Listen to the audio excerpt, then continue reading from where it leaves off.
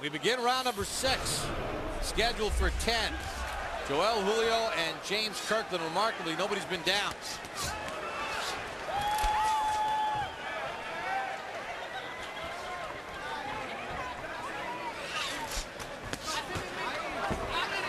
And Julio has landed some pretty impressive punches, and Kirkland's just walking right through him. Yeah, Kirkland wants to set him up, but, you know, he's not setting him up the proper way.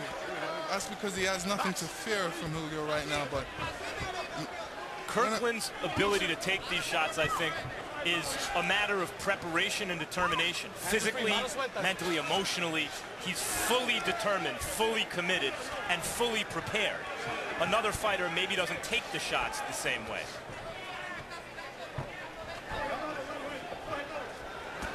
Does not use the jab. You heard Ant Wolf say use that jab.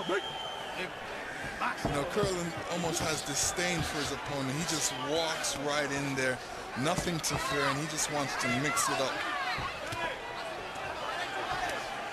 There's a shot to the body. Hook to the chest. Julio is looking to hold, but Kirkland's not allowing it.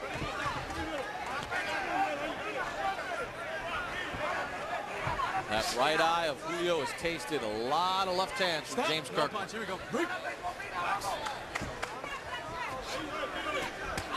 The body shot by Julio, but Kirkland charges forward. Great right hand by Julio. Snaps back the head of Kirkland.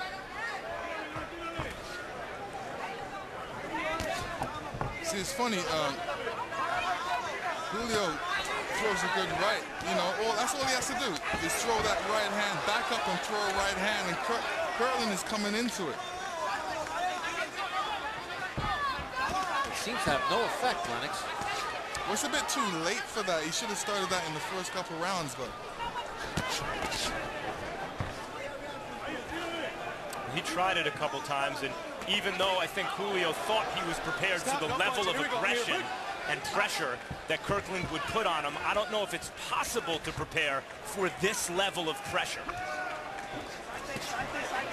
Body work from Kirkland with both the left and right hand. Hands are free. There we go.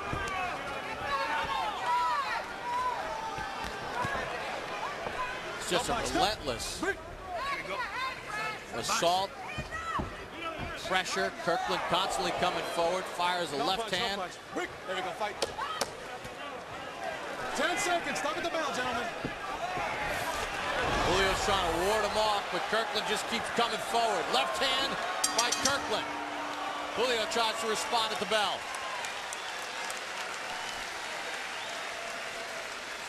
I know if I was Julio's corner, I'll take a good look at him. Go ahead, Dwayne. Yeah. Breathe, breathe. Yeah, that's what I thought.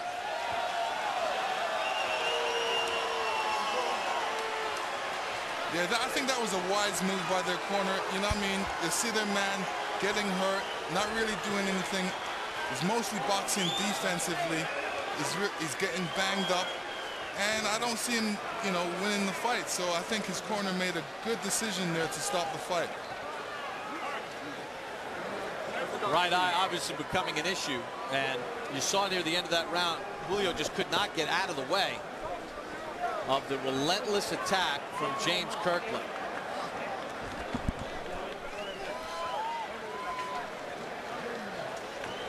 James Kirkland gets win number 25 in his 22nd stoppage. And Lennox, I mean, it's just relentless. It's got to wear on the opponent, not just physically, but mentally, with him constantly in your chest. Joel Julio didn't prepare for this fight. He wasn't prepared for this fight. This kind of attack that Kirkland was going to impose on him. And, you know, can always be brave, but, you know, there's another day. In the last 2 rounds, Kirkland had a 41-26 edge in power connects, according to CompuBox. See that cut caused by a punch. You see the swelling above and below the eye. Lennox, we're going to take a look at first the punch that caused the cut in round number 1. It's going to be left hand coming right there. That opens up the cut, and that left hand would find that mark throughout the course of the evening. And it's not as if Julio didn't land some big shots of his own, but Kirkland just walked right through them. Yeah, I mean, Kirkland was in great shape mentally and physically. He wanted to go in there. He was on a search and destroy mission. Julio, on the other hand, he didn't seem prepared like he's supposed to be prepared for this fight, but you know, it was a good effort. All right, time for the official time of the stoppage. Here's our ring announcer, Michael Buffer. Ladies and gentlemen, after the bell ending round number 6, referee Raul Caiz Jr. went to the corner of Joel Julio and decided he had had enough. This contest comes to an end at the end of 6 rounds. The winner by TKO victory, still undefeated, the Mandingo Warrior, James Kirkland. Well, the toughest test of his young career, James Kirkland comes out smelling like a rose as we take a look at the final CompuBox numbers, the final punch stats, and you see that Kirkland landed more. Julio had a little bit better percentage. He was obviously busier, throwing 153 more punches with his relentless attack. And it really told the tale when you take a look at the power numbers. 323 thrown to Julio's 205. Julio had the better connect percentage, but it was Kirkland's power that just wore down Joel Julio, who did not answer the bell for the start of round number 7. James Kirkland is now 25-0 with 22 stoppages. He's with Max Kellerman. James Kirkland, congratulations on a sensational performance. Describe in your own words how you beat up Joel Julio. Basically, you know, I kept my press game. You know, first I want to give thanks to God for this victory. And once again, you know, I just kept my press game and did what my coaches said, use my jab, keep moving. You know, I kind of dropped my hands a little bit, really try to lure him in, you know, and then rising when I see him throw shots, we'll try to counter. You know? So the dropping of the hands was intentional to set a trap.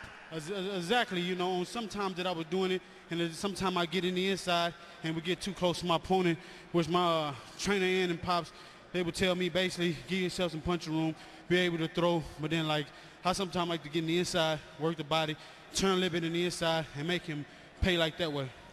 James, it looked like he hit you hard a couple times. Did you feel his power? No, sir, no, not whatsoever. The only thing that I felt, we clashed heads a couple of times, you know, during the little battle, you know, but as far as that, you know, I was trained to get a headbutt banged, swinged around, so it was all part of like the training camp. Right. Ann Wolf, the trainer, can you talk quickly about how your preparation affects James in fights like this when he does get hit? That was a tough fight, but I think training camp was harder than that. We done stuff in training harder than that. You know, he scared me a little bit because I think Joe was trying to set him for the right hand, but James could take punches because I beat on him in training camp. It's the training camp. You got to be in shape. You can't take them kind of punches if you're not in shape. And Pops, quickly, when you gave James the $5 to come and spar for the first time, did you ever think he would be here where he is today? Yes, I did. I don't train nothing but champs, but I have other kids that go the other way. But this boy, he stuck with me, and she stuck with me too. And they both of them became champs. Congratulations, everybody. James, who do you want next? Really, I'm just going to let House De La Hoya and Golden Boy Promotions deal with that industry and Cameron Duncan and let my team decide who I want next. Because really anybody in my weight class, you know, I just want to get prepared and stay in shape for the next fight and basically fight who anybody in this weight class. Thank you and congratulations on a sensational performance. Thank you. God bless. Just this thought, Bob.